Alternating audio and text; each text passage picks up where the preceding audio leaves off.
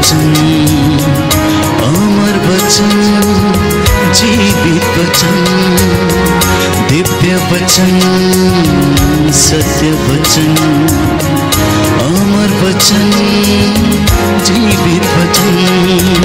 साई दा बामा बनी दा बामा बगरे सनी रे सनी रे सनी रे सनी रे सा।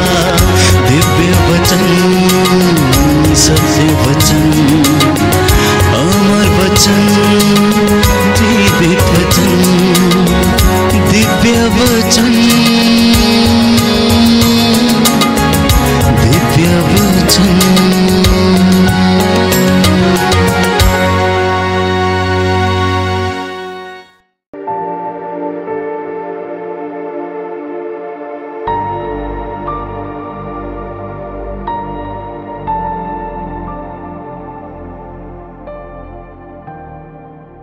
प्रभु मसीह में मेरे प्रिय भाइयों और बहनों, आज का जो वचन प्रभु ने मुझे दिया है वो ये है, लूकस का सुसमाचार अध्याय 4 पद संख्या 18। यीशु ने कहा, प्रभु का आत्मा मुझ पर छाया रहता है, क्योंकि उसने मेरा अभिषेक किया है। उसने मुझे भेजा जिससे मैं दरिद्रों को सुसमाचार सुनाऊं, बंदियों को मुक्ति का और अंधों को दृष्टिदान का संदेश दूं, दलितों को स्वतंत्र करूं और प्रभु के अनुग्रह का वर्ष घोषित करूं। पुरानी व्यवस्था में हम पढ़ते हैं कि जब जब प्रभु ने अपने नबियों को चुना, राजाओं को चुना, तो उनका अभिषेक किया गया। जब प्रभु अपने काम के लिए और सेवकाई के लिए लोगों को चुनता है तो वह उन्हें अपने लोगों के द्वारा अभिषेक करता है। हम जानते हैं कि परमेश्वर का वचन हमारे जीवन में सदा उपस्थित रहता है, और जब ये हमें अपने रूह की मामूरी और मसा प्रदान करता है तो इंसान, प्यारे भाइयों और बहनों, सुपरनैचुरल काम करने लगता है। इसलिए योहन अपने पहले पत्र अध्याय 2 पद संख्या 27 में लिखता है कि तुम लोगों को मसीह से जो पवित्र आत्मा मिला वह तुम में विद्यमान रहता है, इसलिए तुमको किसी अन्य गुरु की आवश्यकता नहीं। उसकी शिक्षा सत्य है, असत्य नहीं है। तुम उस शिक्षा के अनुसार मसीह में बने रहो। तो जब परमेश्वर अपने लोगों से काम लेता है, अपनी महिमा के कार्य वो प्रकट करना चाहता है, तो वह अपनी आत्मा को इन लोगों पर भेजता और उसके सामर्थ्य से ये सभी लोग कार्य करते हैं। तो इस अभिषेक का अर्थ यही है कि ईश्वर की उपस्थिति हमारे जीवन में विद्यमान रहती है। जिस तरह से पवित्र आत्मा की उपस्थिति दाऊद के साथ रहती थी, प्रभु के अन्य चुने हुए लोगों के साथ थी, और स्वयं यीशु मसीह के ऊपर पवित्र आत्मा छाया रहता था, जिसके सामर्थ्य से वो चिन्ह और चमत्कार करते थे, वही पवित्र आत्मा हमें भी इन तमाम कार्यों को करने का सामर्थ्य प्रदान करता है। बाइबल हमें बताती है, सामुएल का पहला ग्रंथ अध्याय 16 पद संख्या 13, कि दाऊद का अभिषेक किया गया। सामुएल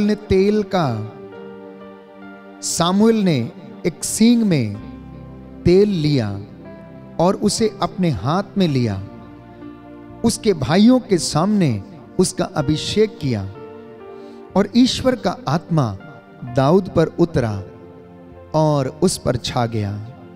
उसी दिन से वह उसके साथ विद्यमान रहा।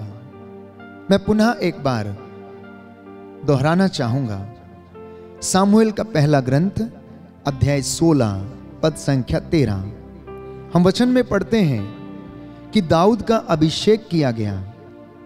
सामुएल ने तेल का सींग हाथ में ले लिया, उसके भाइयों के सामने उसका अभिषेक किया, और उसी दिन से पवित्र आत्मा दाऊद के ऊपर छा गया और उसके साथ विद्यमान रहता था। अध्याय 16 पद संख्या 3 में हम पढ़ते हैं कि प्रभु ने कहा, मैं जिसे दिखाऊंगा उसी का मेरी ओर से तुम अभिषेक करोगे। अध्याय 16 पद संख्या 7 में हम पढ़ते हैं कि प्रभु मनुष्य की तरह विचार नहीं करता, मनुष्य तो बाहरी रूप देखता है परंतु प्रभु हृदय देखता है। तो प्रभु के कार्य हमारी दृष्टि में अपूर्व हैं। हम जानते हैं कि जब जब परमेश्वर ने अपनी सेवकाई के लिए लोगों को चुना तो वे बहुत बड़े विद्वान और पंडित नहीं थे, वो बहुत बड़े बुद्धिमान लोग नहीं थे। या तो वे मछुआरे थे, या वो चरवाहे थे, या फिर वो बढ़ई थे, या फिर समाज से दूर कहीं रहने वाले लोग थे। प्रभु ने उनकी प्रशंसा की। भले समारी का दृष्टांत उन्होंने दिया। पनघट पर बैठी स्त्री जो समारी थी उनसे वो मिले और उन्होंने जीवन में रास्ता दिखाया। तो ये अभिषेक जो प्रभु हमें प्रदान करता है, वास्तव में ये ईश्वर का सामर्थ्य है और प्रभु यीशु के व्यक्ति में है। ये सामर्थ्य उनके व्यक्तित्व में है। वो जो भी कार्य करते थे, पवित्र आत्मा उन्हें सामर्थ्य प्रदान करता था।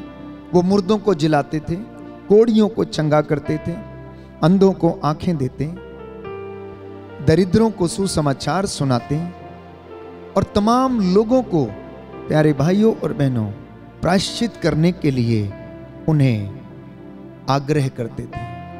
प्रेरित चरित्र अध्याय 10 पद संख्या 38 में हम पढ़ते हैं कि ईश्वर ने ईसा को पवित्र और सामर्थ्य से, प्रेरित चरित्र अध्याय 10 पद संख्या 38 में हम पढ़ते हैं कि ईश्वर ने ईसा को पवित्र आत्मा के सामर्थ्य से विभूषित किया। जब उनका बपतिस्मा हो रहा था यरदन नदी में, तो स्वर्ग खुल गया और ईश्वर का आत्मा कपोत के रूप में उनके ऊपर उतरा। स्वर्ग से ये वाणी सुनाई पड़ी, ये मेरा प्रिय पुत्र है, तुम इसकी सुनो, मैं इससे अत्यंत प्रसन्न हूं। जब उनका रूपांतरण हो रहा था तो मूसा और एलियस उनसे बातें कर रहे थे। मूसा और एलियस उन्हें आने वाले दुखों के विषय में अवगत करा रहे थे कि आने वाली महिमा जो उनके जीवन में होने वाली है, वो उन्हें समझाने का प्रयास कर रहे थे। वो उन्हें बता रहे थे कि डरना मत, घबराना मत, परमेश्वर तेरे साथ है। मैं समझता हूं कि मूसा और एलियस यीशु से यही बातें कर रहे होंगे। परमेश्वर ने यीशु को वो सामर्थ्य दिया जब गतसमनी बाग में औंधे मुंह होकर वो प्रार्थना कर रहे थे। पुकार पुकार कर वचन कहता है, वो रो रो कर आंसू बहा कर प्रार्थना कर रहे थे। संभव हो तो हे पिता, ये दुख का प्याला मुझसे टल जाए, परंतु मेरी नहीं तेरी इच्छा पूरी हो। आखिर उनको इतना बड़ा दुख सहने का सामर्थ्य कैसे मिल गया? मैं और आप क्यों नहीं सह सकते इतना बड़ा दुख? क्योंकि पवित्र आत्मा उनके साथ था। पवित्र आत्मा उन्हें ढारस देता था, वो उसके सामर्थ्य से आगे बढ़ते थे। उन्होंने खून का पसीना बहाया। वो चारों ओर घूम घूम कर कफरनाहुम में, गलीलिया में लोगों की भलाई करते रहे। शैतान के वश में आए हुए लोगों को छुटकारा दिलाते रहे। दुष्ट आत्माओं से ग्रसित लोग उनको देखकर चिल्लाते, दुष्ट आत्माएं डरती कांपती हुई चिल्लाती थी और जितने भी लोग उनके वश में थे उन्हें छोड़कर वो भाग जाती थी।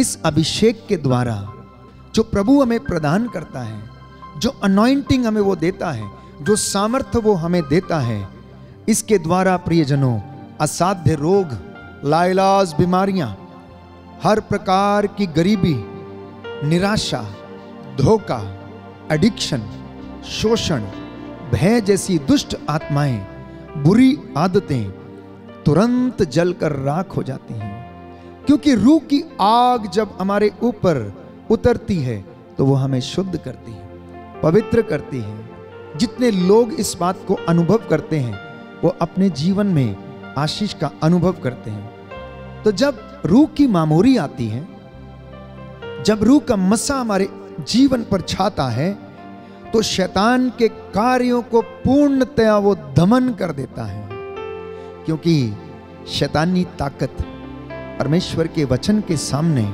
अभिषेक के सामने नहीं टिकती है। शैतान तो उसके वचन से डरता और कांपता है।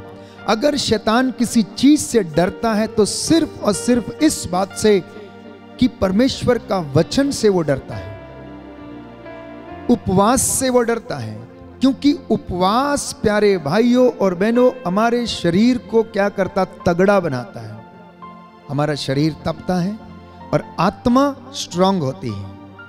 तो परमेश्वर अपने कार्यों के लिए लोगों का अभिषेक करता है, जैसा कि स्वयं उसने अपने पुत्र यीशु मसीह का पवित्र आत्मा के द्वारा अभिषेक किया। इसलिए मसीहों को इस अभिषेक की आवश्यकता है। Every day when you sit during the prayer, when you venerate the blessed sacrament, जब भी आप ब्लेसेड सैक्रामेंट की उपासना करते हैं, आराधना करते हैं, उस वक्त उसकी मामूरी हमारे जीवन में उतर आती है और वो हमें ब्लेस करता है। परमेश्वर अपने कामों के लिए आप में से बहुत सारे लोगों को चुनता है और अपने सेवकाई के लिए इस्तेमाल करता है। हम राजाओं के पहले ग्रंथ में पढ़ते हैं, अध्याय 19 पद संख्या 16। राजाओं का पहला ग्रंथ अध्याय 19 पद संख्या 16। परमेश्वर ने एलिया से कहा, हजायत का अराम के राजा के रूप में और निमशी के पुत्र येहू का इज़राइल के राजा के रूप में तुम अभिषेक करो। क्योंकि परमेश्वर जब भी अपने लोगों को, दासों को चुनता है, तो सबसे पहले वो आत्मा के अभिषेक से उन्हें भरता है, ताकि उनके अंदर वो जोर आ जाए। क्योंकि ना तो ये ताकत से काम हो सकता है, ना जोर से हो सकता। अगर किसी चीज से हो सकता है तो सिर्फ और सिर्फ रूह की मामूरी से, रूह की आशीष से, रूह के मसे से और उसके अभिषेक से ये काम हो सकते हैं। दूसरे काम नहीं हो सकते हैं। लेवी ग्रंथ अध्याय 8 पद संख्या 30 में हम पढ़ते हैं, तब मूसा ने अभ्यंजन के तेल और वेदी के रक्त में से थोड़ा लेकर हारून और उसके वस्त्रों तथा उसके पुत्रों और उनके वस्त्रों पर उन्हें छिड़का। इस प्रकार उसने हारून और उसके वस्त्रों तथा उसके पुत्रों और उनके वस्त्रों का भी अभिषेक किया। प्यारे भाई और बहनों, बाइबल इस बात को स्पष्ट करती है कि वचन सुनाने वाले के ना केवल मन पवित्र हो, ना केवल विचार पवित्र हो, ना केवल शरीर, परंतु उसके वस्त्र भी पवित्र हो। यह बाइबल बताती है कि जब प्रभु ने मूसा से कहा कि हारून तेरे साथ जाएगा, और उस वक्त मूसा ने ना केवल हारून का अभिषेक किया, परंतु उसके साथ उसके वस्त्रों का भी अभिषेक किया, उसके पुत्रों का भी अभिषेक किया। उन्होंने वेदी पर से पवित्र रक्त लेकर उनके वस्त्रों पर छिड़का। क्योंकि बाइबल हमें बताती है, पवित्र वस्त्र पहनकर प्रभु के मंदिर में प्रवेश करना और उसकी आराधना करना। तो हमारा मन, आत्मा और शरीर और हमारे वस्त्र आराधना के दौरान अपने जीवन में ये पवित्र रहें और प्रभु हमें अपनी रूह का दुगना मसा प्रदान करेगा। राजाओं का पहला ग्रंथ अध्याय 1 पद संख्या 39। तमाम उदाहरण हमें मिलते हैं कि परमेश्वर अपने लोगों को जब चुनता है तो उनका अभिषेक करता है। याजक सादोक ने तंबू से तेल भरा सींग निकालकर सुलेमान का अभिषेक किया। याजक सादोक ने तंबू से तेल से भरा हुआ सींग लिया और उसे निकालकर सुलेमान का अभिषेक किया। योहन के पहले पत्र अध्याय 2 पद संख्या 20 में हम पढ़ते हैं, तुम लोगों को तो मसीह की ओर से पवित्र आत्मा मिला है। तुम लोगों को तो मसीह की ओर से पवित्र आत्मा मिला है। तुम सभी लोग सत्य को जानते हो, लेकिन फिर भी तुम अनजान क्यों हो? अगर बाइबल ये कहती है कि आप लोगों को मसीह को जानने का सामर्थ्य मिला है और आप लोग सत्य को जानते हो, तो फिर भी हम में से बहुत सारे लोग सत्य को क्यों नहीं जानते, क्यों नहीं पहचानते हैं? स्तोत्रकार लिखता है अध्याय 45 पद संख्या 7 में, आप न्याय से, प्रेम और अन्याय से घृणा करते हैं, इसलिए ईश्वर ने आपके साथियों की अपेक्षा आनंद के तेल से आपका अभिषेक किया है। जानते हैं क्यों? जानते हैं आप में से बहुतों को क्यों चुन लिया गया? क्योंकि आप न्याय से प्रेम करते हैं, आप अन्याय से घृणा करते हैं। इसलिए परमेश्वर ने आपके साथियों की अपेक्षा आपको चुन लिया। आपके बहुत सारे लोगों को साथियों को नहीं चुना। कभी कभी बहुत सारे फ्रेंड्स एक साथ रहते हैं और उनके काम भी ऐसे ही रहते हैं, लेकिन उनमें से एक व्यक्ति सेवकाई में चला जाता है और बाकी के यूं ही रह जाते हैं। क्यों? क्योंकि उनमें से ये चुना हुआ व्यक्ति हो सकता है न्याय से प्रेम करता हूं, अन्याय से घृणा करता हूं। इसलिए प्रियजनों, प्रभु आपको चुनता है। जब ये मसा और ये अभिषेक हमारे जीवन में आता है तो इससे होता क्या है? ये क्या करता है हमारे जीवन में? सबसे पहला वचन हम पढ़ते हैं यशायाह नबी के ग्रंथ अध्याय 10 पद संख्या 27 में कि ये आपके बंधनों के जो जुआ है उसे तोड़ता है। ये बंधनों के जुए को तोड़ता है। ध्यान देंगे प्रभु का वचन क्या कहता है। यशायाह नबी का ग्रंथ अध्याय 10 पद संख्या 27, ये बंधनों के जुए को प्यारे भाइयों और बहनों तोड़ता है। लेवी के ग्रंथ अध्याय 8 पद संख्या 10 में हम पढ़ते हैं, ये आपको शुद्ध और पवित्र करता है। भजन संहिता 23 पद संख्या 5 में हम पढ़ते हैं, ये आपको उत्साही बनाता है और आशीष आपके जीवन में ओवरफ्लो होती है। एक और विशेष बात जो अभिषेक हमारे जीवन में करता है, लूकस के सुसमाचार अध्याय 12 पद संख्या 12 में प्रभु का अभिषेक हमें सिखाता है, चलना सिखाता है, लोगों को चंगा करने का वरदान हमें देता है, बीमारों को चंगा करने का वरदान हमें देता है, वचन की व्याख्या करने, वचन का प्रचार करने का ज्ञान और सामर्थ्य हमें प्रदान करता है। और ये अनॉइंटिंग आपको सामर्थ्य प्रदान करती है। प्रेरितों का कार्यकलाप अध्याय 10 पद संख्या 38 कि ईश्वर ने यीशु को आत्मा से अभिषेक किया। बाइबल स्पष्ट करती है कि ईश्वर ने यीशु मसीह को आत्मा के द्वारा अभिषेक किया। प्रेरितों का कार्यकलाप अध्याय 10 पद संख्या 38।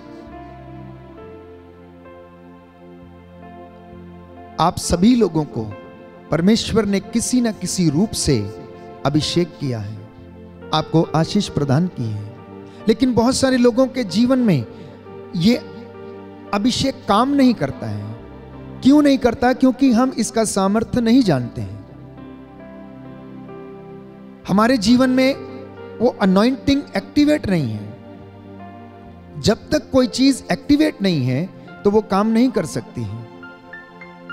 आप अपने कंप्यूटर में एक सॉफ्टवेयर डाल के रख सकते हैं, लेकिन जब तक आप उसको की डालकर एक्टिवेट ना करें वो काम नहीं करेगा। ऐसा ही हमारे जीवन में भी है। प्रभु ने आपको चुन लिया, आपको वरदान दे दिया प्रार्थना करने का, वचन सुनाने का, लेकिन आप उसे छिपा कर बैठे हुए हैं। ठीक वैसे जैसे परमेश्वर के पुत्र यीशु मसीह ने एक दृष्टांत सुनाया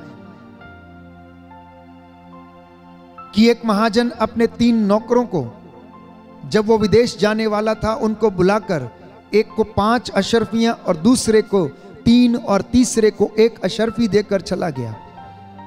सबको उसने वरदान दिया। पहले ने काम किया और उसने मेहनत की, 5 और कमाई।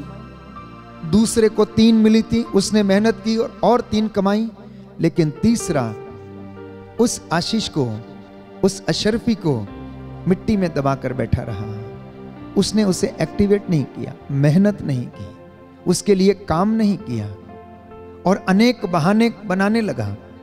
मेरे जीवन में ऐसा था, मैं ये सोच रहा था, आप कठोर हैं, तमाम बातें वो कहता है। तो मनुष्य कभी कभी इस बात से, प्यारे भाइयों और बहनों, बहुत सारे लेम एक्सक्यूजेस देता है क्योंकि वो करना नहीं चाहता। इसलिए तो प्रभु के वचन पर मनन चिंतन करने से ये अभिषेक एक्टिवेट हो सकता है।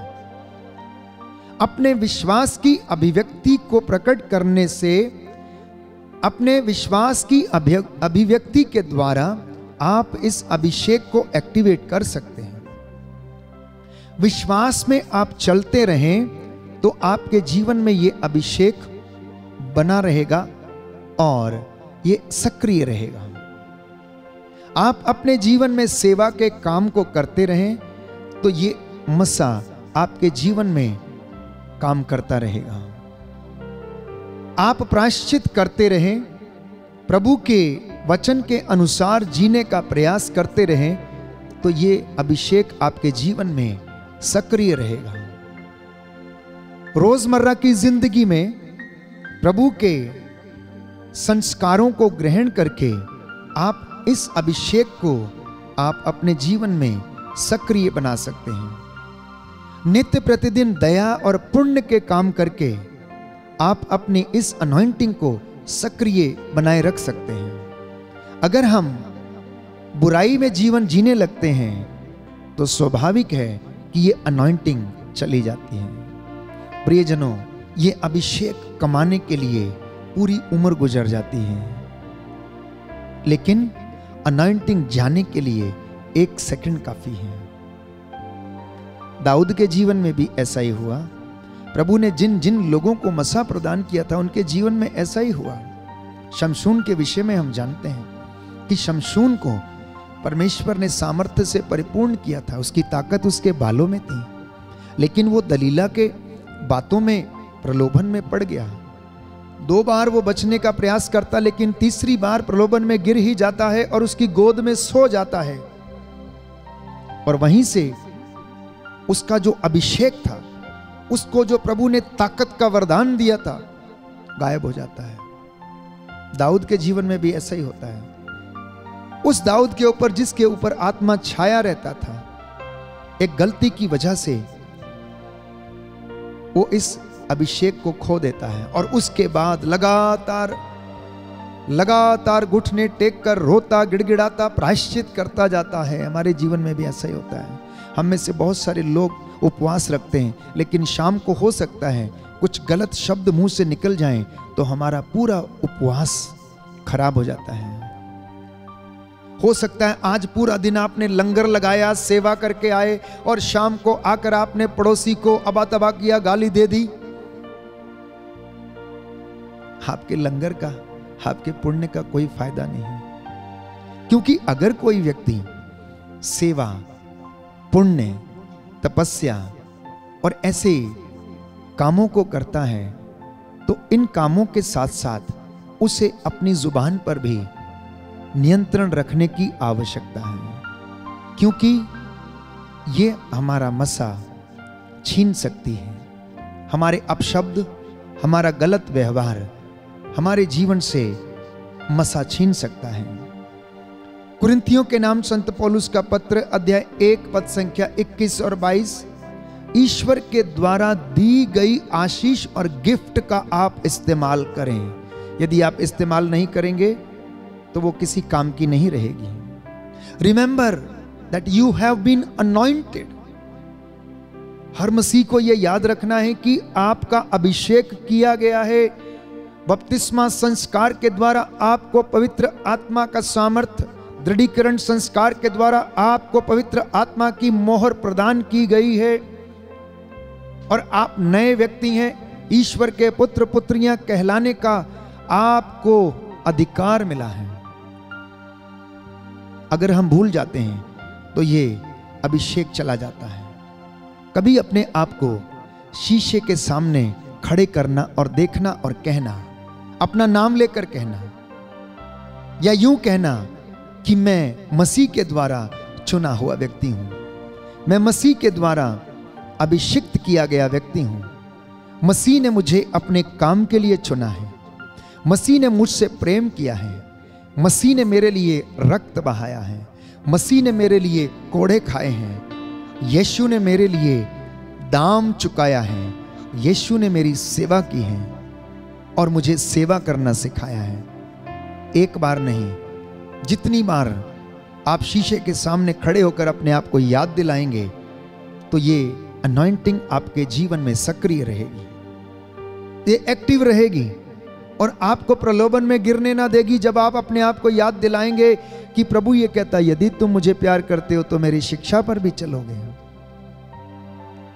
खाली मेरा नाम लेकर जोर जोर से मुझे पुकारने वाले सबके सब स्वर्ग राज्य में प्रवेश नहीं करेंगे। केवल वे लोग जो मेरे स्वर्गीय पिता की इच्छा पूरी करता है, केवल वो स्वर्ग राज्य में प्रवेश करेगा। तो प्रभु से कहना कि पवित्र आत्मा का सामर्थ्य हमें प्रदान कर। प्रभु से कहना कि पवित्र आत्मा के वरदानों की वर्षा हे प्रभु यीशु हमारे ऊपर कर दीजिए। आज आपका परिवार प्रभु के अभिषेक से भर जाए। Let everyone get anointed with the Spirit of the Lord. वो आपके जीवन को ब्लेस करे, आशीष प्रदान करे। इन वचनों के द्वारा आपके जीवन में चंगाई आए, शांति आए, पवित्र आत्मा आपको सामर्थ्य प्रदान करे। मैं आपके लिए प्रार्थना करूंगा। अपने सिरों को झुकाएं। प्रभु आपको आशीष और पवित्र आत्मा का सामर्थ्य प्रदान करे। सर्वशक्तिमान दयालु पिता ईश्वर, हृदयों की थाह लेने वाले अब्बा पिता, तूने दाऊद का, सुलेमान का और अपने चुने हुए लोगों का अभिषेक किया। प्रथा के अनुसार हे प्रभु, तूने दलहन से बने पवित्र तेलों को पवित्र किया, दलहन से बने तेलों को पवित्र किया और अपने चुने हुए याजकों के द्वारा अपने दासों का अभिषेक किया। हे पिता परमेश्वर, तूने अपने पुत्र प्रभु यीशु का पवित्र आत्मा के द्वारा अभिषेक किया। आज मेरे परिवार का और मेरे जीवन में अभिषेक देने की कृपा कर। हे प्रभु, हमारे हर एक काम काज में तेरी रूह का दुगना मसा छाए। हम तेरे वचन को अपने जीवन में धारण किए रहे। तेरी आत्मा हमारी अगुवाई करे। आज के ये वचन, इनके द्वारा हमारे जीवन में उद्धार आ जाए। ये हमारे रास्तों का उजाला करें, हमें आशीष प्रदान करें, हमारे प्रभु क्रिस्त के द्वारा। आमीन।